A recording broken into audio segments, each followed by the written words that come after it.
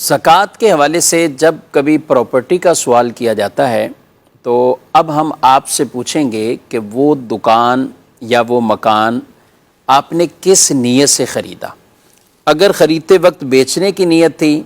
تو پھر اس پوری پراپرٹی پر، پلاٹ پر، دکان پر، مکان پر اس کی جو اصل مالیت ہے اس پر زکوٰۃ سال بسال لازم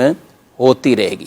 اصل مالیت یعنی جو اس سال اس کی ویلیو ہوگی اس کے مطابق اس کی زکوٰۃ ادا کرنی ہوگی۔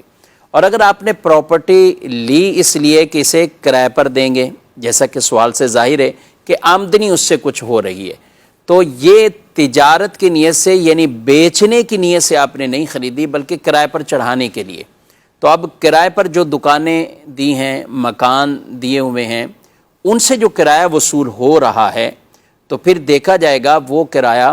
محفوظ کیا جا رہا ہے، جمع کیا جا رہا ہے، یا گھر کے اندر ویسے ہی معاملات میں خرچ ہو رہا ہے۔ اگر تو وہ خرچ ہو رہا ہے تو نہ کرائے پر زکوٰۃ نہ پراپرٹی پر زکوٰۃ کسی طرح کی۔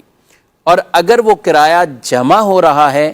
تو پھر سال جیسے ہی اس کا زکوٰۃ کا پورا ہوگا تو اس وقت دیکھ لیا جائے گا وہ کرایہ خود نصاب کو پہنچتا ہے یا دیگر اموال کے ساتھ پورا ہی نصاب والی وہ شرائط اس پر پوری ہو جاتی ہیں، تو اب ان تمام پر زکوٰۃ کو ادا کرنا لازم ہوگا۔ اور اگر کرایہ آ رہا ہے اور وہ کسی اپنی ضرورتوں میں خرچ ہوتا جا رہا ہے تو لہذا ایسی دکان یا ایسے مکان پر کوئی کسی طرح کی زکوٰۃ نہیں، نہ کرائے پر ہے اور نہ ہی اس پراپرٹی پر۔ پراپرٹی پر زکوٰۃ اسی صورت میں ہوتی ہے جب تجارت کی نیت سے یعنی بیچنے کی نیت سے اسے خریدا ہو، تو اس صورت میں سال بسال اس پر زکوٰۃ لازم ہوتی رہے گی۔